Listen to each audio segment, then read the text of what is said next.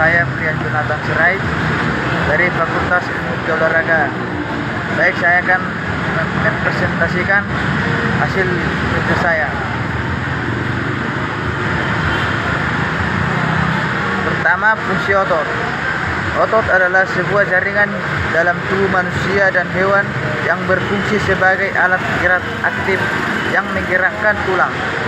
Otot diklasifikasikan menjadi 3 jenis, yaitu otot lurik, otot polos, dan otot jantung. Otot menyebabkan pergerakan suatu organisasi maupun pergerakan dari organ dalam organisme tersebut. Otot merupakan kumpulan jaringan otot yang saling berkontraksi sehingga menghasilkan gerak.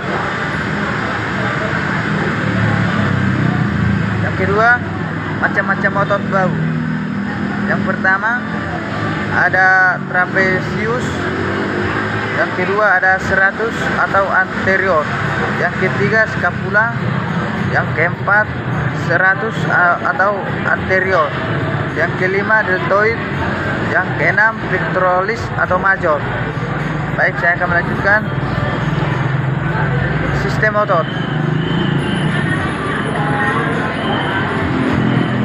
Sistem otot manusia terdiri atas lebih dari 600 otot di dalam tubuh.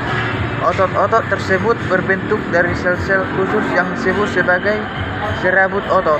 Kita mungkin berpikir bahwa yang disebut dengan otot hanyalah yang terlihat atau nampak berada di bawah lapisan kulit saja. Fisiologi otot atau website. Otot lurik adalah otot yang berperan sebagai penggerak rangka tubuh manusia. Di tubuh manusia, otot lurik meliputi otot rangka dan otot jantung. Otot ini mempunyai pigmen atau myoglobin dan mendominasi tubuh vertebrata. Klasifikasi sendi. Sendi adalah bola dan rongga.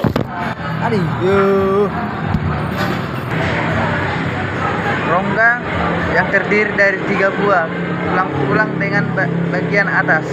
Yang pertama, tulang pelikal atau scapula, yang kedua tulang selangka atau clavicula, yang ketiga yaitu tulang bahu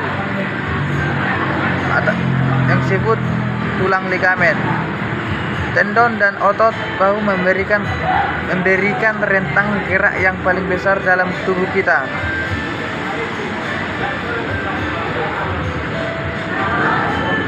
Otot berdasarkan arah geraknya. Berdasarkan arah geraknya, gerakan antagonis dibagi menjadi beberapa macam, yaitu abduksi, aduksi. Abduksi adalah gerakan anggota tubuh menjadi sumbu tubuh. Contohnya merentangkan tangan hingga sejajar dengan bahu. Sedangkan aduksi adalah gerakan anggota tubuh mendekati sumbu tubuh. Contohnya tangan setelah direntangkan, ekstensi, fleksi. Ekstensi adalah gerak meluruskan, sedangkan fleksi adalah gerak menekuk. Contohnya gerak pada siku, lutut, dan ruas-ruas jari. Supinasi, pranasi. Supinasi adalah gerakan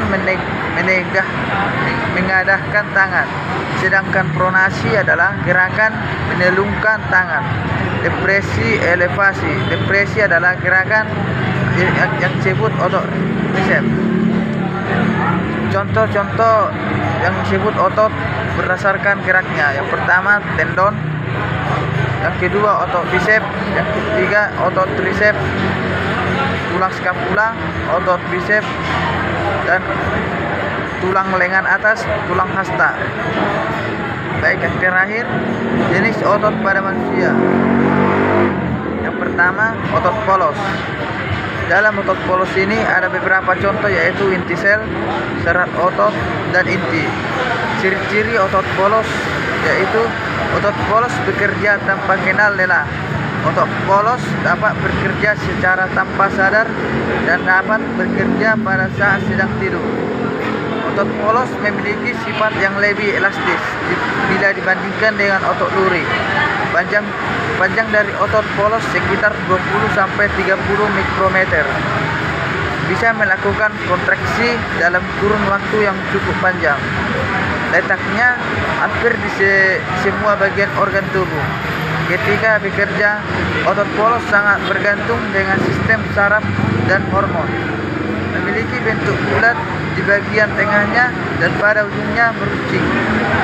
Otot polos adalah jenis otot yang ada di dalam tubuh manusia, yang dimana ketika melakukan kontraksi dilakukan dengan cara tidak sadar atau involunter. Oleh karena itu, otot polos ini dapat bergerak walaupun manusia dalam keadaan tidur. Meskipun begitu, otot polos dapat bergerak dengan teratur, mungkin hanya teratur saja. Tetapi otot polos juga tidak cepat lelah ketika melakukan kontraksi. Baik, sekian dari presentasi saya. Saya ucapkan terima kasih.